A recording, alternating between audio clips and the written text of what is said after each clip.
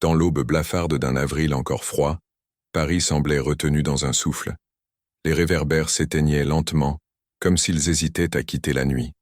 C'est à ce moment précis qu'Éloi Marcenat, un garçon au visage fin et aux épaules trop étroites pour porter tant de fardeau, apparut sur la rue Le Pic.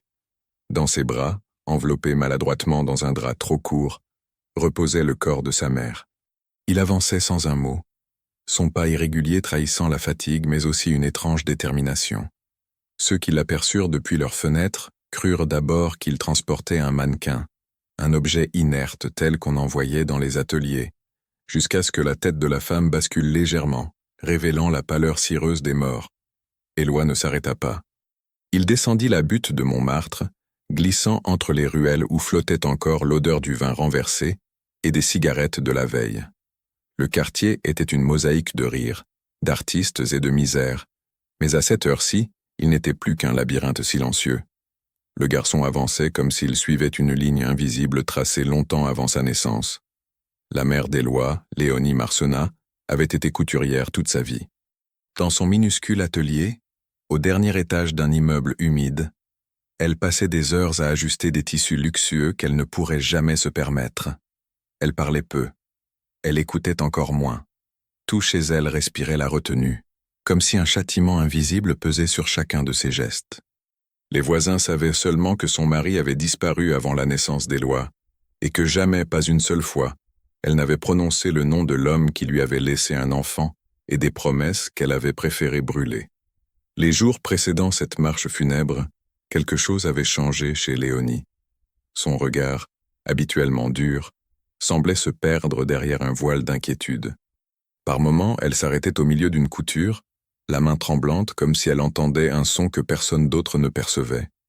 Éloi, du haut de ses 20 ans, avait tenté de comprendre, mais sa mère l'avait repoussé d'un geste brusque.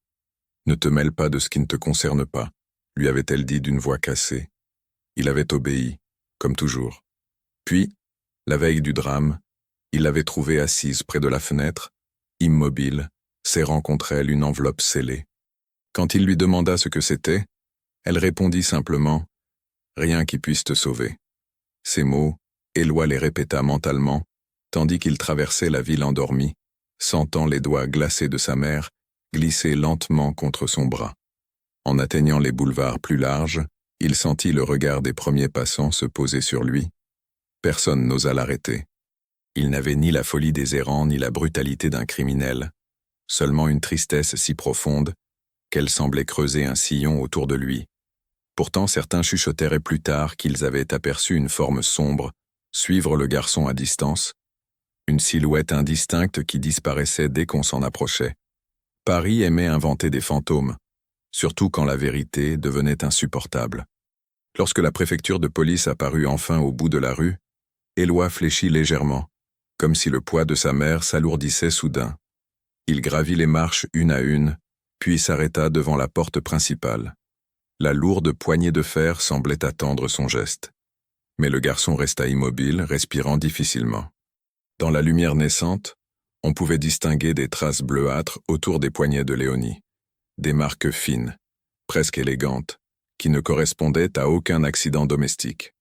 Un brigadier sortit finalement, alerté par l'étrange tableau. Lorsqu'il comprit ce que le garçon portait, il blêmit, avant de l'inviter à entrer d'une voix qu'il tenta de rendre assurée. Éloi franchit le seuil et déposa lentement le corps sur une table de bois, le drap se défaisant légèrement pour révéler le visage figé de sa mère. Le silence qui suivit fut si dense que l'on aurait pu entendre la poussière retomber. « Que s'est-il passé » demanda enfin le brigadier. Éloi leva les yeux. Ils étaient immenses, sombres, et portaient une lueur qui n'appartenait ni à la peur ni au chagrin. Quelque chose de plus ancien, de plus profond. Il ouvrit la bouche, hésita, puis prononça seulement « Je devais la mener ici. C'est tout ce qu'elle m'a demandé. » Les policiers échangèrent des regards sceptiques. Les mains de Léonie posées sur son ventre semblaient crispées, comme si elle avait tenté d'agripper quelque chose avant de mourir. Et dans sa poche intérieure, le brigadier trouva l'enveloppe scellée, intacte, portant un blason que nul ne reconnut immédiatement. Éloi détourna alors le regard vers la fenêtre du bureau. Dehors, la lumière montait sur Paris. On aurait dit qu'il cherchait quelque chose, ou quelqu'un. Et un bref instant, son expression changea, comme s'il percevait une présence que les policiers, eux, ne ressentirent pas. Quelque chose venait de commencer, ou de revenir. Le commissariat de la rue de Jérusalem semblait encore engourdi par le froid du matin. On y entendait seulement le grincement lointain d'une plume qui courait sur du papier, et les pas irréguliers d'un agent qui tentait de dissimuler son trouble. Au centre d'une salle d'interrogatoire étroite, Éloi Marcenat était assis, les doigts entremêlés, le dos trop droit pour un garçon si frêle. Devant lui, le commissaire Auguste Delambre, un homme à la moustache sévère et au regard aiguisé, observait le jeune homme comme s'il tentait de discerner une ombre cachée derrière son visage. Delambre avait l'intuition que l'affaire n'était pas celle d'un simple décès domestique. L'odeur de poussière froide, l'état étrange du corps, l'enveloppe au blason inconnu, tout indiquait une histoire dissimulée sous des couches de silence. Il commença par des questions simples, presque banales. « Quand avez-vous trouvé votre mère » demanda-t-il en croisant lentement les mains. Éloi leva les yeux. Il semblait hésiter entre vérité et prudence. « Cette nuit. Je me suis levé pour chercher de l'eau. Elle était déjà comme ça. » Le commissaire observa la raideur de ses épaules. Pourquoi ne pas avoir appelé un voisin? Ouvrir la fenêtre? Crier? Vous traversiez Montmartre à une heure où personne ne vous aurait ignoré. Le garçon baissa légèrement la tête, comme s'il supportait mal la lumière venant de la lampe suspendue. Elle ne voulait pas que les voisins se mêlent de nos affaires. Elle me l'a répété toute ma vie. Delambre nota mentalement cette phrase. Toute ma vie. Voilà un ordre étrange à imposer à un enfant. Vous dites qu'elle vous a demandé de l'amener ici. Quand? Éloi frotta ses mains, les phalanges blanchissant sous la pression. Je ne sais pas exactement. Elle était très faible hier soir. Elle murmurait des choses que je n'arrivais pas à comprendre, mais une chose revenait toujours. La préfecture. Si je meurs, tu m'y porteras, disait-elle. Je croyais qu'elle délirait. Il s'interrompit, la voix serrée. Le commissaire le laissa reprendre son souffle. Dans un coin de la pièce, l'enveloppe scellée reposait sur la table, presque arrogante dans sa présence silencieuse. Le blason représentait un lys stylisé, entouré d'un cercle épais, comme un anneau qui emprisonne. « Votre mère vous a-t-elle parlé de ce symbole » demanda Delambre, pointant du doigt l'emblème. Éloi pâlit. Cela ne lui échappa pas. « Je l'ai déjà vu. Dans un tiroir. Une fois seulement. Elle m'a puni pour avoir posé des questions. » Le commissaire resta un moment immobile. Une femme pauvre, couturière, vivant dans la misère la plus stricte, et pourtant en possession d'un sceau qui rappelait les anciennes familles de la haute bourgeoisie parisienne. C'était incohérent, ou terriblement cohérent, selon l'angle. Delambre fit un signe à un agent qui se tenait en retrait. « Faites venir le médecin légiste, qu'on examine les marques sur les poignets, et scellez l'enveloppe dans un dossier séparé. » L'agent s'exécuta. Éloi, lui, regarda la porte se refermer. La salle semblait soudain plus étroite, comme si les murs se rapprochaient pour entendre sa respiration. Le commissaire reprit, cette fois d'une voix plus douce. « Votre mère avait-elle des ennemis? Quelqu'un qui lui en voulait ?» Le garçon esquissa un sourire triste, presque involontaire. Elle avait peur de tout le monde. « Ce n'est pas pareil. » Delambre s'adossa à sa chaise. La peur. Voilà ce qu'il percevait depuis le début. Une peur ancienne, enracinée, presque héréditaire. Pas une peur née d'une querelle triviale, mais d'une menace persistante. Quelque chose ou quelqu'un avait poursuivi Léonie Marcenat toute sa vie. On frappa soudain à la porte. Le médecin légiste entra, les joues rouges de l'air extérieur. Il posa une mallette sur la table adjacente et salua brièvement. « J'ai examiné les marques, » dit-il en ouvrant un carnet. « Elles sont très nettes, symétriques. Pas des coups, pas des liens grossiers, quelque chose de fin, de serré, comme une cordelette utilisée autrefois dans certains cercles privés pour retenir les poignets, mais... » Il hésita. Pas nécessairement dans un but violent. Le geste pourrait être rituel. Delambre releva les yeux, surpris par le choix du mot. Rituel. Éloi, lui, recula légèrement sur sa chaise. Ce mot semblait résonner en lui comme une cloche intérieure. Le médecin poursuivit. Et il y a une autre chose. Une légère marque sur la clavicule gauche. Elle ressemble à une pression de main. Une main petite, féminine, probablement. Le commissaire tourna la tête vers Éloi. Savez-vous qui aurait pu toucher votre mère avant sa mort? Une visiteuse? Une voisine? Le garçon inspira profondément. Je ne sais pas. Elle recevait parfois des lettres. Je ne savais pas d'où elles venaient. Et, 2 jours avant sa mort, quelqu'un est venu jusqu'à la porte. Elle lui a parlé à voix basse. Je n'ai rien entendu. Elle tremblait quand la personne est partie. Et cette personne, vous l'avez vue? Éloi secoua la tête. Seulement son ombre dans le couloir. Le commissaire resta silencieux. Une ombre. Encore.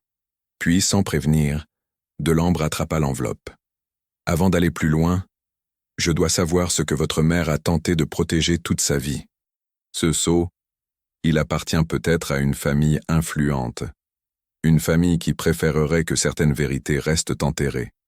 Éloi se redressa brusquement, le regard soudain affolé, comme si l'ouverture de cette enveloppe menaçait quelque chose de plus grave encore que la mort elle-même. Et le commissaire, en brisant le sceau du bout de son ongle, sentit dans l'air un changement imperceptible, comme si un souffle ancien venait d'être libéré entre ses murs. Lorsque le commissaire Delambre brisa le sceau, un silence presque religieux s'installa dans la salle. L'enveloppe contenait un document jauni, soigneusement plié, dont les bords portèrent la trace de doigts crispés. En le dépliant, Delambre sentit l'odeur d'un papier ancien comme si une pièce oubliée d'un autre siècle s'ouvrait devant lui. Le blason reproduit en haut du document était le même que sur l'enveloppe. Un lys stylisé, entouré d'un cercle sombre. Un symbole aristocratique mais pas répertorié dans les familles les plus connues. Il appartenait donc à ces lignées tenaces, discrètes, qui survivaient par l'influence silencieuse plutôt que par l'éclat public. Le texte, écrit d'une main élégante, débutait par une formule glaçante. « À qui trouvera ce message? Sache que rien de ce qui suit ne doit être dévoilé sans nécessité absolue. » Delambre lut en silence quelques phrases, fronça les sourcils, puis leva lentement les yeux vers Éloi, qui semblait se recroqueviller sous un poids invisible. « Ce document parle de votre mère, mais pas comme une simple couturière, » dit-il, surpris par la froideur du récit. « Il est question d'un engagement pris en 1889, d'un pacte, et d'un homme dont le nom est soigneusement effacé. » Éloi baissa la tête. « Elle m'a toujours dit que mon père était un lâche, qu'il avait fui. Je n'ai jamais su autre chose. » Delambre replaça le document sur la table. Ce texte dit qu'elle n'a jamais eu le droit de révéler son identité, que cet homme appartenait à une famille, disons, très au-dessus de sa condition. Les mots se répandirent dans la pièce avec la lenteur d'un poison. Paris avait toujours été pleine d'histoires de jeunes domestes séduites, puis abandonnées par des hommes de la haute bourgeoisie. Mais ce document n'avait rien d'un simple témoignage. C'était une confession, un aveu presque juridique d'une faute qu'on avait tenté d'étouffer. Delambre continua. Il est aussi question d'un enfant né en novembre 1890. Un enfant dont l'existence devait rester secrète. Éloi ferma les yeux. Moi, ce n'était plus une supposition. C'était une évidence qui se déployait en lui. Un fil reliant toute sa vie à une origine qu'on lui avait arrachée. Pour éclairer le passé, Delambre décida de consulter une femme qui connaissait mieux que quiconque les habitudes de ses familles. Madame Berthe Gressot, ancienne gouvernante d'une maison noble du 8e arrondissement. Elle avait servi durant 30 ans avant d'être congédiée sans explication. Certains prétendaient qu'elle avait vu trop de choses, d'autres qu'elle avait simplement refusé de se taire. Elle arriva en fin d'après-midi, vêtue d'un manteau sombre et d'un voile de deuil comme si elle portait le poids de toutes les vérités cachées. Ses yeux gris examinèrent Éloi avec une acuité presque douloureuse. « Oui, je reconnais ce blason », dit-elle sans attendre qu'on lui montre le document. Ce lys, c'est celui de la famille de Morigny-la-Roquette. Le commissaire se redressa. Le nom n'était pas étranger. La famille Morigny avait traversé les siècles en conservant une influence vaste, subtile, dangereuse. On parlait d'eux dans les salons mais rarement dans les journaux. Une famille qui savait se faire oublier tout en restant partout. Berthe poursuivit. En 1889, le fils aîné de la maison, un homme au charme troublant, fréquentait Montmartre en secret. Il se plaisait à séduire des femmes de conditions diverses. Mais une seule l'a marqué. Une jeune couturière. Belle, fière. Une certaine Léonie. Éloi sentit son cœur se contracter. Il lut une forme de pitié dans le regard de Berthe, mais une pitié mêlée de peur. On raconte qu'il voulait l'aider, qu'il parlait même de l'épouser. Mais sa famille l'a découvert. Ils l'ont envoyé loin, très loin, et la jeune femme, on lui a ordonné de disparaître. Elle a été indemnisée pour son silence. Mais elle n'a jamais pardonné, ni leur argent, ni leur mépris. Delambre comprenait mieux désormais les silences de Léonie, son obsession à se cacher, son regard qui scrutait les ombres.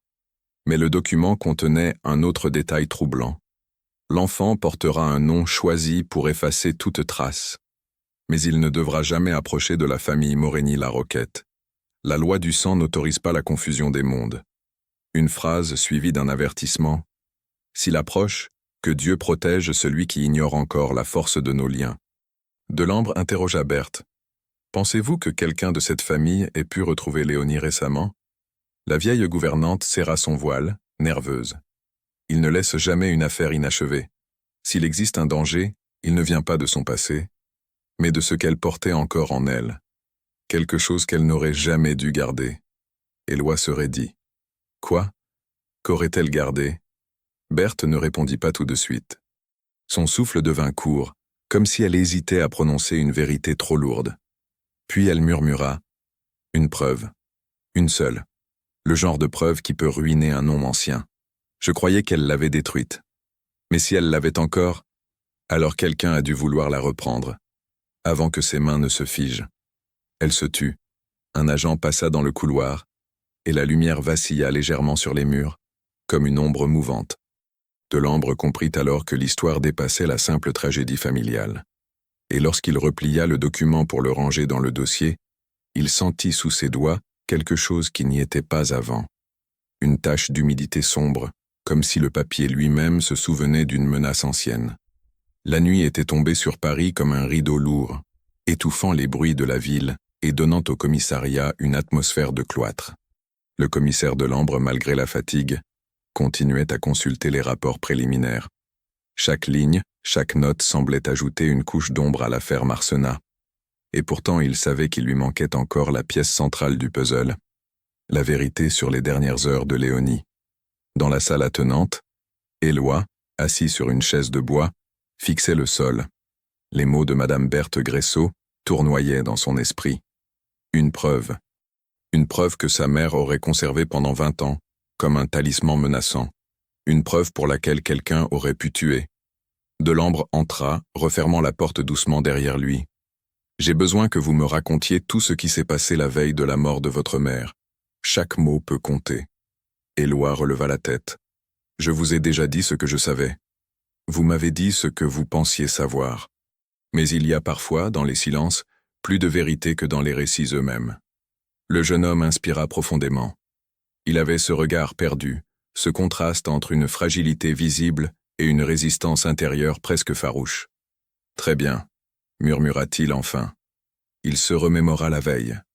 Léonie travaillait sur une robe pour une cliente aisée, une robe de soie bleu nuit, somptueuse, incongrue dans leur appartement décrépit. Il se rappelait qu'elle avait sursauté lorsqu'il était entré, comme si elle venait de cacher quelque chose sous la table. Son visage était pâle, marqué d'une tension étrangère. Elle n'arrêtait pas de regarder la porte, dit Éloi, comme si elle attendait quelqu'un. À un moment, elle s'est arrêtée, m'a pris la main et m'a dit... Il hésita. Elle m'a dit que si quelque chose lui arrivait, je devais obéir sans discuter. Aller où elle me l'avait demandé. Garder ma dignité. Ne jamais chercher à comprendre. Delambre fronça les sourcils. Cela ressemble à un adieu. Oui, c'est ce que j'ai pensé ensuite. Mais sur le moment, je me suis dit qu'elle était simplement fatiguée. Le commissaire nota un détail. La robe bleu nuit. Cette cliente, vous connaissez son nom? Mademoiselle d'Origny. Une jeune femme de la haute société. Je ne l'ai vue qu'une fois. Elle ne ressemblait pas aux autres clientes. Elle était... nerveuse. Comme si elle avait peur qu'on la suive jusqu'à notre immeuble. Ce nom résonna dans l'esprit de Delambre. Les d'Origny faisaient partie de la même sphère mondaine que les Morigny-la-Roquette. Pas la même puissance, mais la même discrétion intéressée. Vous souvenez-vous de la personne qui est venue 2 jours avant la mort de votre mère? Éloi sembla frissonner. Oui. Elle portait un parfum très fort. Un parfum lourd, avec une odeur de violette et quelque chose d'amer. Je me souviens parce que ma mère détestait les parfums. Elle disait toujours qu'ils révélèrent les mensonges plus vite que les mots. Ce détail fit hausser les sourcils du commissaire. Les parfums à la violette étaient prisés dans les milieux aristocratiques, particulièrement par les femmes refusant de suivre la mode des senteurs musquées. « Vous avez reconnu la voix de cette personne » demanda-t-il. « Non.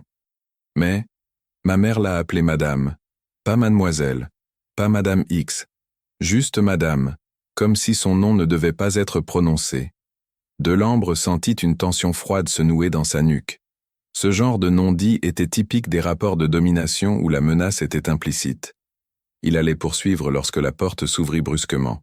Le médecin légiste revenait, visiblement bouleversé. « Commissaire, nous avons les résultats supplémentaires.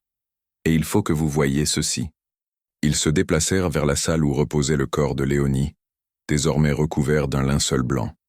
Le médecin souleva une partie du drap et révéla une marque presque invisible sous la clavicule. Une forme circulaire, fine, comme un sceau laissé par un anneau.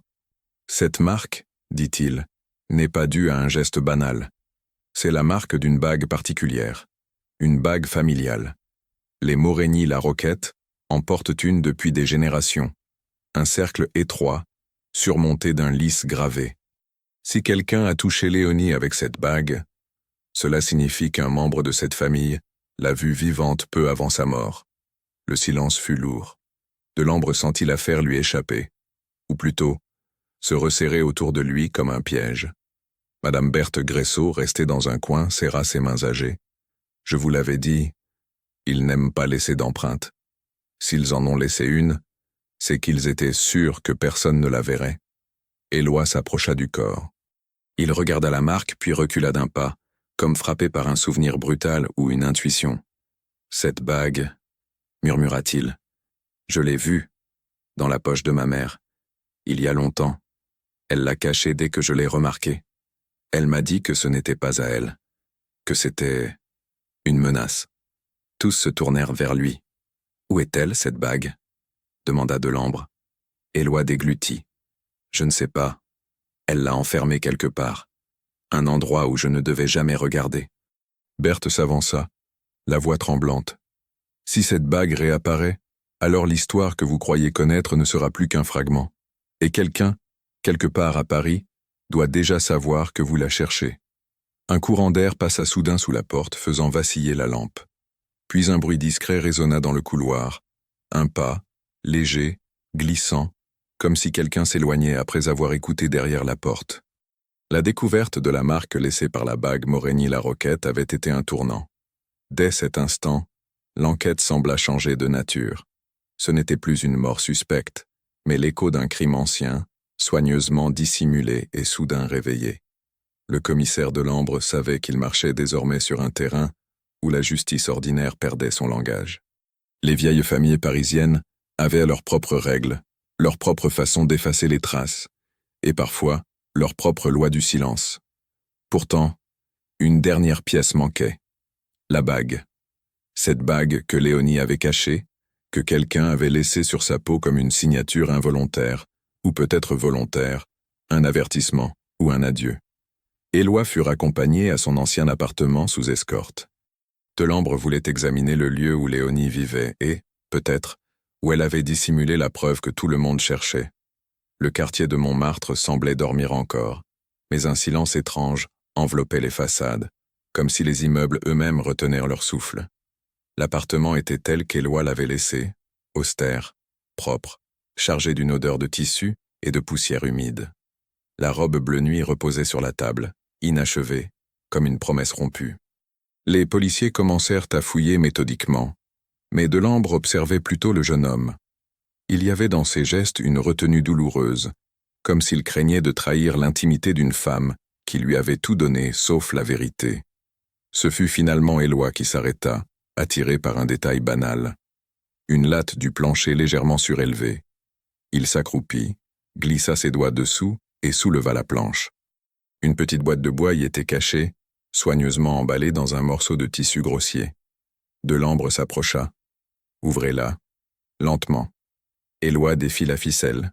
À l'intérieur, une petite bourse de velours noir, usée, attendait. Son poids semblait disproportionné pour un si petit objet. Le jeune homme ouvrit la bourse, et la bague y apparut, silencieuse, sombre, presque vivante.